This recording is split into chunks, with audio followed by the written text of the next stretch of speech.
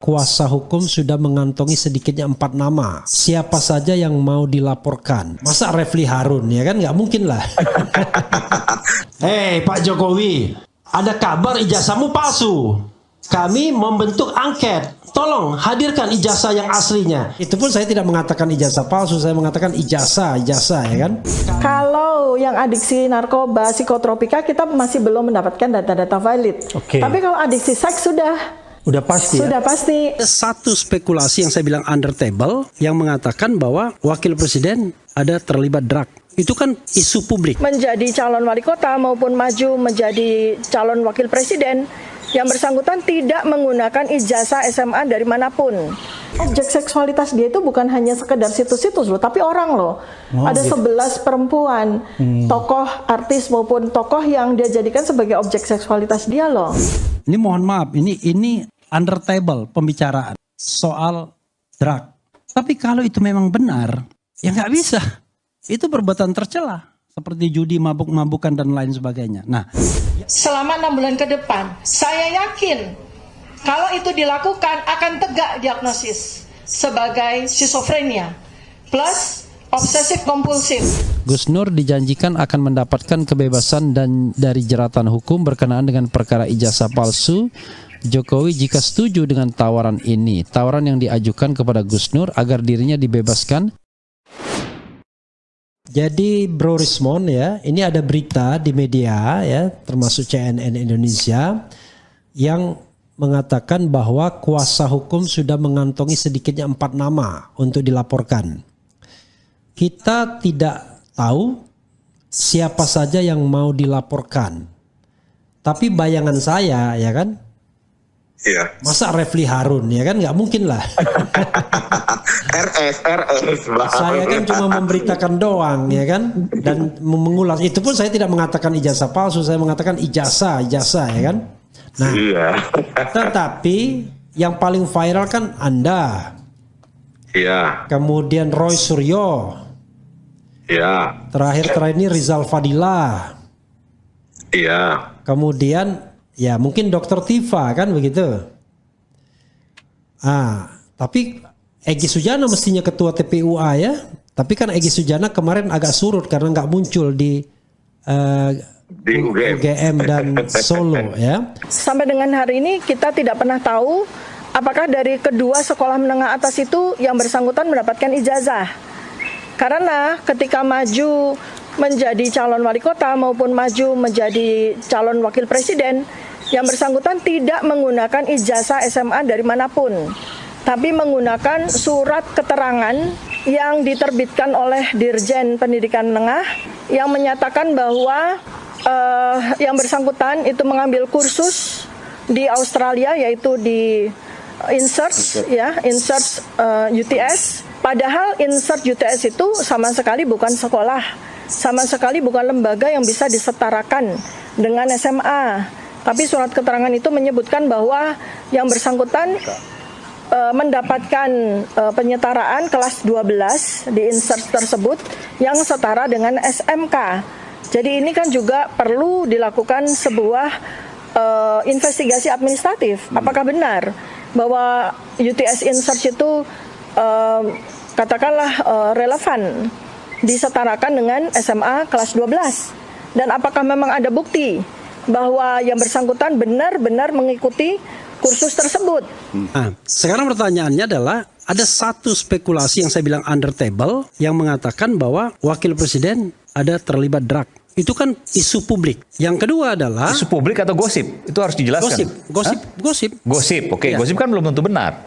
Lah, nanti dulu kan gosip itu ada prosesnya kan. Ya, artinya kalau gosip kan terlalu spekulatif. Begini Aiman sayang, begini ya.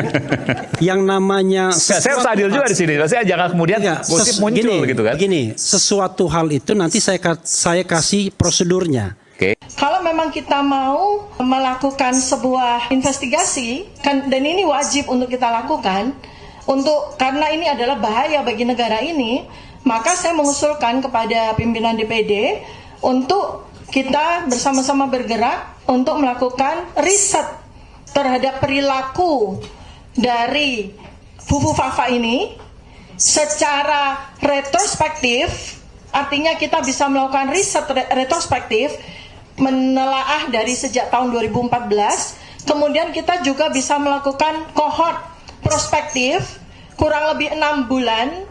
Kita bisa melihat secara observasional kohort dari perilaku-perilaku yang dia lakukan selama 6 bulan ke depan. Saya yakin kalau itu dilakukan akan tegak diagnosis sebagai skizofrenia plus obsesif kompulsif. Maka Gibran bisa dikategorikan melakukan kebohongan publik. Tidak perlu dipidanakan, cukup di-impeach karena melakukan perbuatan tercela karena dia melakukan kebohongan publik.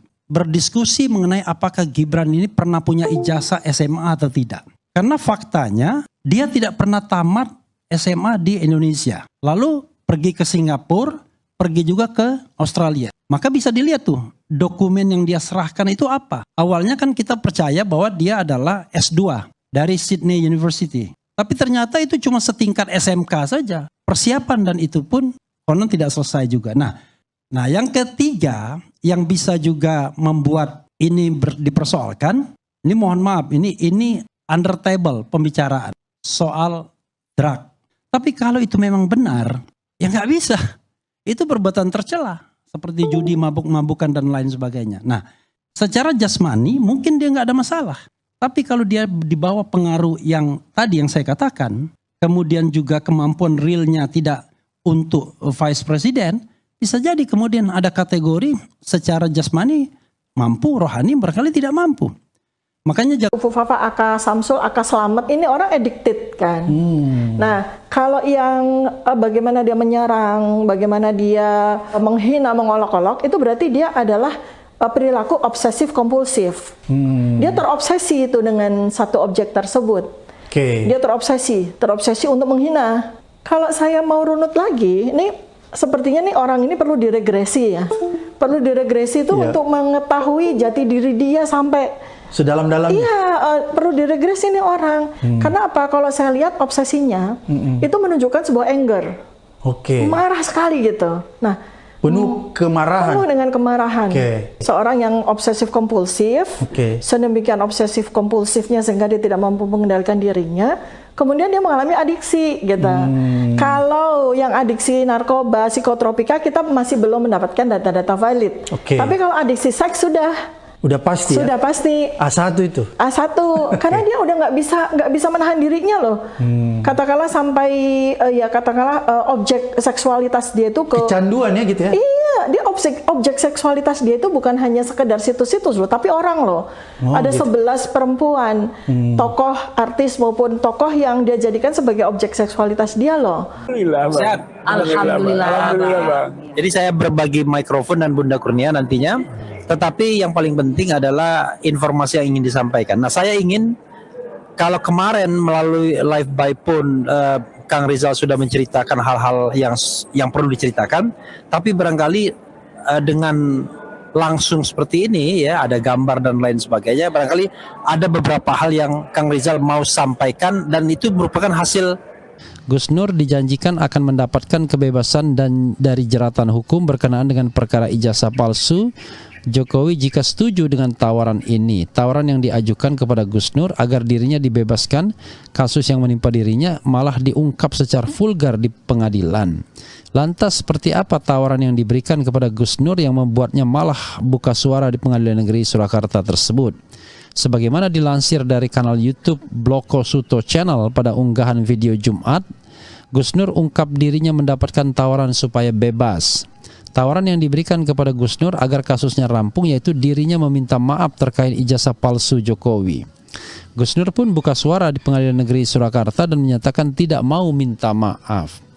Akan tetapi Gus Nur dengan tegas pula sampaikan akan meminta maaf apabila memang dirinya terbukti bersalah. This is gentleman.